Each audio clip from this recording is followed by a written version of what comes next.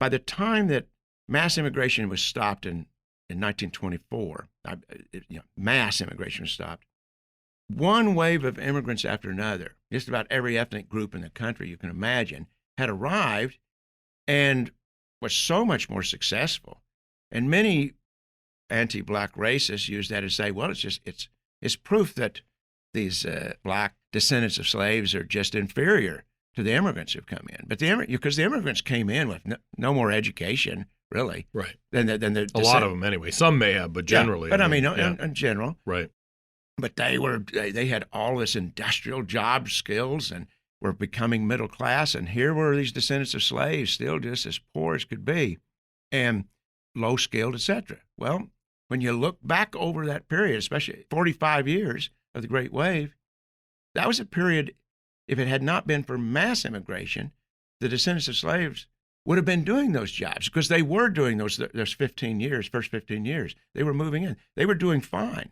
So it's very important, I think, today to know that in 1924, a half century after the end of slavery, how far behind most African Americans were in this country from other Americans because of immigration. Now, as the story is so great, and it's the hopeful story for us today, is that during the next 40 years until 1965, when Congress restarted mass immigration, during those 40 years, everybody was helped. Right. I mean, everybody was helped. The middle class was helped, but the poor were helped more than the middle class. That is, their incomes rose faster than the middle class. White poor rose tremendously, but the black poor, their economic situation was twice as fast as the white poor. Right.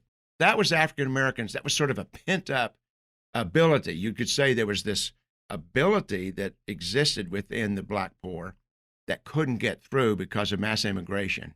Once the labor of blacks was needed, that could break through. So they had a tremendous economic advancement. And, Mark, I think most people think of, especially the 40s and 50s and early 60s, as, well, those are bad times for African Americans. Because we have all those pictures of the right. civil rights stuff, right? In terms of the opposition to civil rights. But here's the thing. During those decades, despite Jim Crow laws still being in place in the South, and despite all kinds of discrimination throughout the North, civil rights and voting rights laws were not passed until 64 and 65.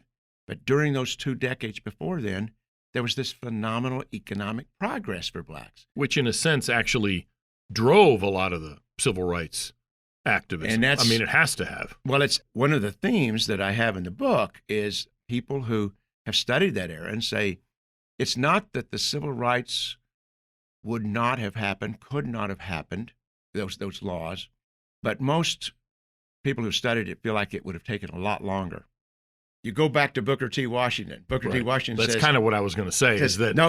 No race whose labor is needed right. is long ostracized.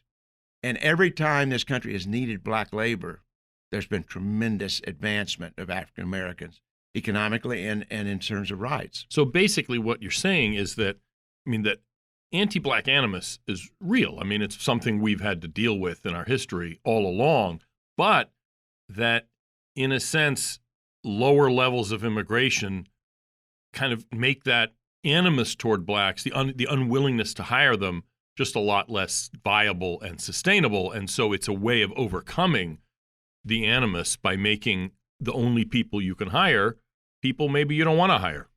That's well said. And we just can't look at this history and avoid the fact that when given a choice, employers in general, not every employer, right, but in general, employers prefer to hire people who are more like them.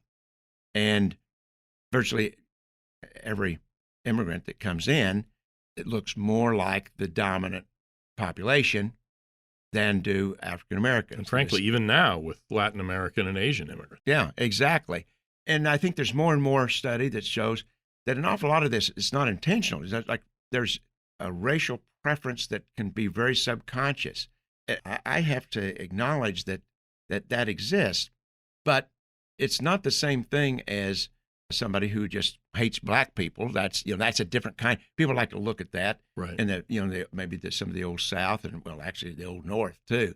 But again, every population in this country, I would say, if their labor is not needed, they're not going to be treated very well. Right. And tight labor markets in any country will help be so beneficial to minority groups in those countries. And of course, it's not just African Americans, is Right. it? It's also any group of people that an employer thinks is harder to hire, harder to employ. If that's what they think, then you bring in a hungry, eager person that's come in from another country. I mean, that's the reason they're here. They're here to work. Right. They wouldn't be showing up if they weren't eager to work. So one Congress after another, especially since 1965, has just made the decision to make it easy for employers not to hire less educated and less skilled African Americans in particular.